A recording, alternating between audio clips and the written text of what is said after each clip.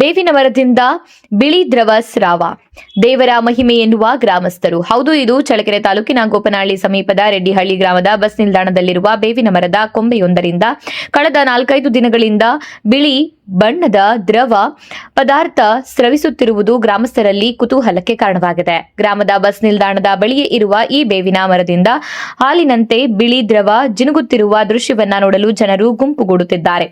ಕೆಲವರು ಅದನ್ನ ದೇವರ ಮಹಿಮೆ ಎಂದು ಭಾವಿಸಿ ವಿಶೇಷ ಪೂಜೆ ಪುನಸ್ಕಾರಗಳನ್ನ ಪ್ರಾರಂಭಿಸಿದ್ದಾರೆ. ಮರದ ಪಕ್ಕದಲ್ಲೇ ಅಂಗಡಿ ನಡೆಸುತ್ತಿರುವ ಅಂಗಡಿಯ ವಿಯಮ್ಮ ಅವರು ಪ್ರತಿನಿತ್ಯ ಬೇವಿನ ಮರಕ್ಕೆ ಪ್ರದಕ್ಷಿಣೆ ಹಾಕಿ ಬಳಿಕ ಅಂಗಡಿ ತೆರೆಯುವ ಪದ್ಧತಿ ಹೊಂದಿದ್ದಾರೆ. ಕಳೆದ 2 ದಿನಗಳಿಂದ ಮರದ ಕೊಂಬೆಯಿಂದ ಹಾಲಿನಂತೆ ಬಿಳಿ ದ್ರವ ಸ್ರವಿಸುತ್ತಿರುವುದನ್ನು ಗಮನಿಸಿದ ಅವರು ಶುಕ್ರವಾರ ಈ ವಿಷಯವನ್ನ ಗ್ರಾಮಸ್ಥರಿಗೆ ತಿಳಿಸಿದ್ದಾರೆ. ಆ ದಿನ ದ್ರವ ಸ್ರಾವದ ಪ್ರಮಾಣ ಹೆಚ್ಚಾಗಿರುವುದನ್ನು ಅವರು ವಿವರಿಸಿದ್ದಾರೆ. ಈ ಸುದ್ದಿ ಹರಡುತ್ತಿದ್ದಂತೆಯೇ ಗ್ರಾಮಸ್ಥರು ಸ್ಥಳಕ್ಕೆ ಆಗಮಿಸಿ ಬೇವಿನ ಮರದಲ್ಲಿ ಹಾಲು ಜಿನುಗುವ ದೃಶ್ಯವನ್ನ ವೀಕ್ಷಿಸಿ ಕೈಮುಗಿಯುತ್ತಿರುವುದು ಸಾಮಾನ್ಯ ದೃಶ್ಯವಾಗಿದೆ. ಕೆಲವರು ಹೂವಿನ ಅರ್ಪಣೆ ಮಾಡಿ ಪ್ರಾರ್ಥನೆ ಸಲ್ಲಿಸುತ್ತಿದ್ದಾರೆ. ಗ್ರಾಮದಲ್ಲಿ ಈ ಘಟನೆ ಚರ್ಚೆಗೆ ಗ್ರಾಸವಾಗಿದ್ದು ಭಕ್ತಿ ಭಾವ ಹಾಗೂ ಕುತೂಹಲ ಎರಡನ್ನೂ ಉಂಟು ಮಾಡಿದೆ.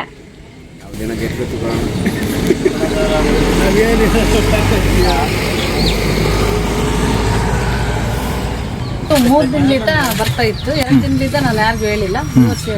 ಎಲ್ಲರಿಗೂ ಜಾಸ್ತಿ ಬರ್ತದೆ. ಇದರಿಂದ ನಿಮ್ಗೆ ಏನು ಅನಿಸುತ್ತೆ?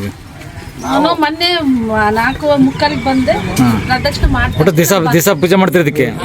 ಇಲ್ಲ ಪೂಜೆ ಮಾಡಲ್ಲ. ಅಂಗಡಿನ ಮುಂಚೆನೆ ತೆಗಿಯೋದಕ್ಕಿಂತ ಮುಂಚೆನೆ ಒಟ್ಟು ಬೇವಿನ ಒಂಥರ ಅಮ್ಮನ ಸಮಾನ ಅಲ್ಲ ಅದು, ಹಂಗಾಗಿ ದಿವಸ ಪ್ರದಕ್ಷಿಣೆ ಮಾಡ್ತೀರಾ? ಇರ್ಲಿಲ್ಲ ಮೊನ್ನೆಯಿಂದ 3 ದಿನದಿಂದ. ಮತ್ತೆ ಇವತ್ತು ಜಾಸ್ತಿ ಆಯ್ತಾ? ಇವತ್ತು ಜಾಸ್ತಿ ಆಗಿರೋದು ಜನಗಳಿಗೆ ಹೇಳಿದ್ರು. ಹೇಳಿದ್ದೀನಿ ಫಸ್ಟ್. ಮಾತಾಡ್ತಾರಪ್ಪ.